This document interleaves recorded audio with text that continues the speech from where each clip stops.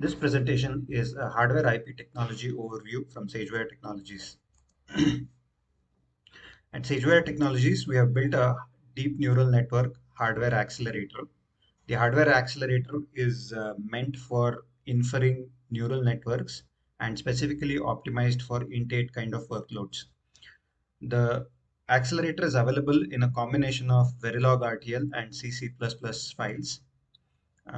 So far, we are able to infer ResNet 50 CNN topology on the ImageNet database, which classifies 1,000 objects. We have implemented this IP on a Xilinx ZU3EG device.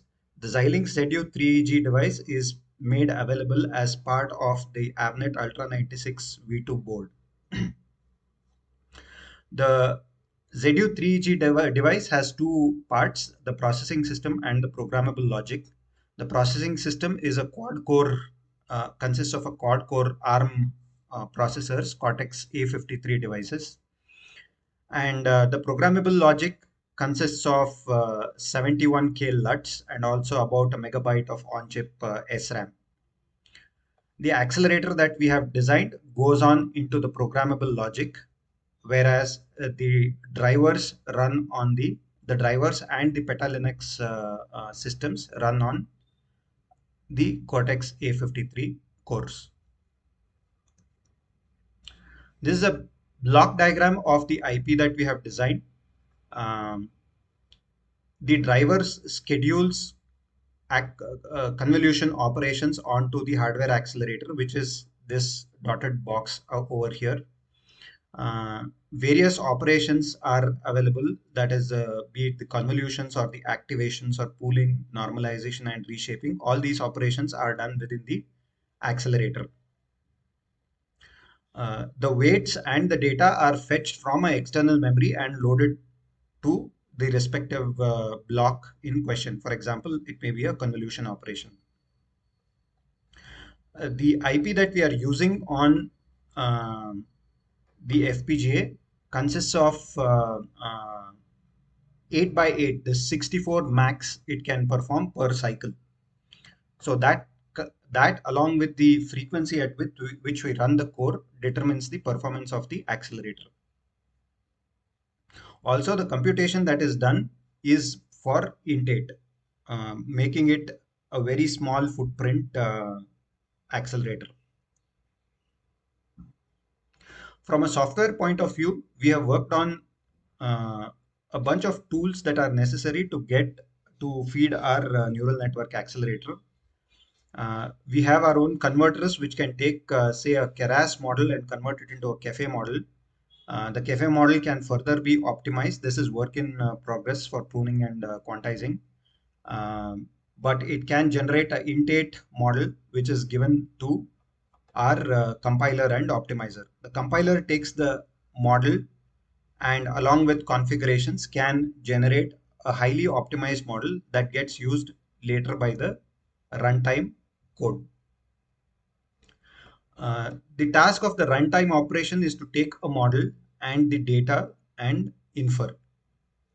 For example, in case of ImageNet, it's going to be, we provide an image here for a ResNet 50 quantized model. The application reads both of them, parses the model and schedules operations to the underlying hardware. So the combination of this runtime software and hardware is what gives us our inference. Just a brief overview of the metrics. The key points of metrics are the power, performance, and area. From a performance perspective, for the ZU3EG device, currently we have synthesized it for 40 Hertz, but it can easily be extended to 60 Hertz with minimal efforts. That can give us around 7.6 giga operations per second. This is considering that we can do 64 max in a cycle. And the same thing when put on silicon, we expect it to get at 28 nanometer. We expect it to run at 500 megahertz and hence 64 gigaops per second operations.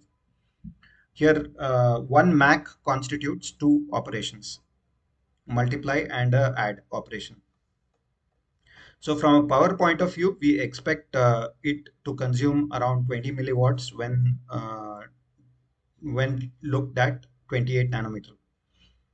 And from an area point of view, the whole design is about a million gates and takes 135 kilobytes of SRAM. So this has kind of been proven by the fact that we are able to put it on a FPGA which has around 70K LUTs, and we are nearly using 100% of the FPGA for the same for the LUTs. And SRAM is it has almost a megabyte of SRAM, so we are using a smaller percentage, less than 20% of the SRAM. So that is on the hardware side, power performance area. Um, Here is a requirements that are normally there for ECG inference. The ECG model that we use has around 10 million parameters, which has 33 convolution layers, and it is less than 5 giga operations. Okay, and with 5 giga operations, we can infer a 10-second ECG signal. So that gives us less than 0.5 gigaops kind of ECG real-time inferencing requirement. The software that we have includes the compile tools, etc. is roughly around 70K lines of code, and the runtime driver is about 10K lines of code. This is to just give an idea of the complexity of the code involved.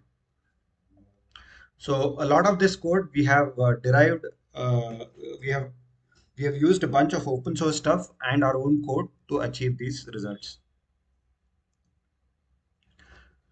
To give an idea of what ResNet 50 is, it's a neural network graph. The 50 here stands for 50 convolution layers, which you can see here. So the ResNet 50 takes in an image of size 3, 224, 224, and as an input, and the 224 by 224 image through the process, the dimensions reduce to 112 by 112, 56 by 56, so on, to the point where finally at the output it's a vector of 1000 dimension. So this vector of 1000 dimension really says what is the probability of the 1000 objects for ImageNet. The ResNet 50 model itself has around 4 giga operations, and 23 million parameters are used for the same. Now for the Elevate IP milestones perspective, from an Elevate point of view, we have committed to two milestones.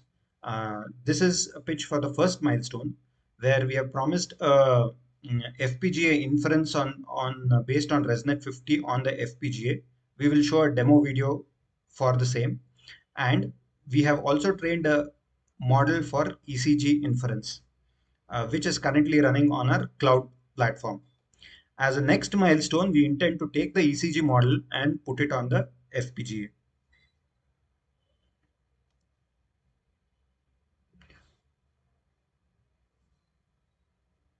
So the demo for ResNet 50, FPGA demo on ResNet 50 is essentially this, where the ImageNet has images of dimension 224 by 224. Sorry, this is 224 and not 244. There are 1000 classes of images. A few of them are shown here below: dog, cat, zebra, elephant, a few of these.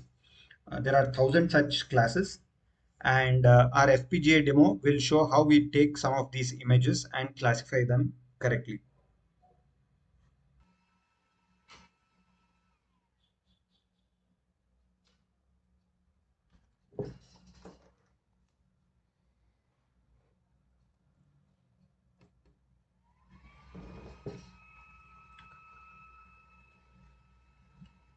This is a demo of the SageWare Deep Learning Neural Network Accelerator IP. The IP is running on Ultra 96 V2 board, which consists of a Xilinx FPGA. Initially we load the Linux onto the system.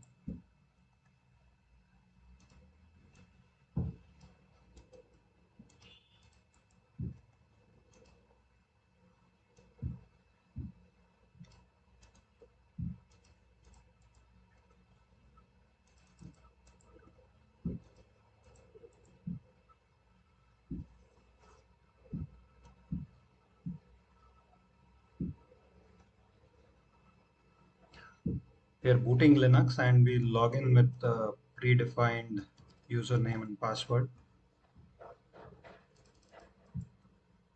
The FPGA has a SD card which we need to mount. Once we have mounted the SD card, let's install the driver for the deep learning accelerator.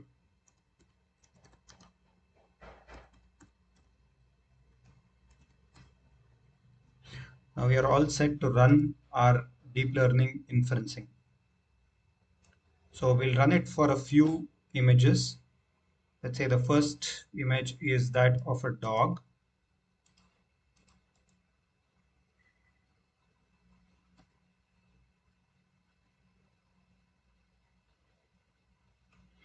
As you can see, there are a bunch of results that are generated. The top result is a beagle. Let's look at few other images. This is an elephant.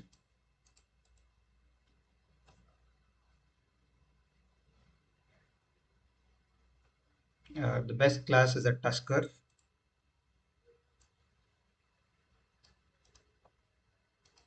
Let's see what's the result for a guitar. So the best class is acoustic guitar, followed by a lot of other inferences. The images that were used are from this list over here. We just loaded dog, which is this one, which was classified as a beagle, and elephant and a guitar, which is this one, and a guitar. This is a demo for SageWare ECG inferencing platform. This is a cloud-based platform. What you see here is I can drag and drop ECG files, ECG data files, and the platform is going to classify these files into four categories, one of the four categories. The categories being it's a atrial fibrillation, which is a kind of arrhythmia. The second category is say it's a normal rhythm, normal sinus rhythm, that the patient is normal. The third category is other arrhythmias. It knows that something is abnormal, but it doesn't know exactly what kind of arrhythmia it is. And the fourth category is that it is noise. So I'll show a couple of waveforms here. Say, let me pick up 3 and 4. Okay. So when I pick up 3 signal, let's see what our inference does. So it predicts as a normal sinus rhythm. The files that we are using for inferencing are from seeing dataset where we already know what is the actual output. So actual output also is provided where it is available. So in this case, it is available. So it also says normal sinus rhythm. So let's take another case, say file number 4.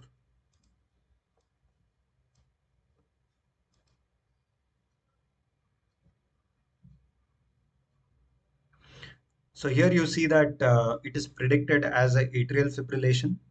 Um, you can see the ECG waveform narrowing over here. That probably is leading to the atrial fibrillation.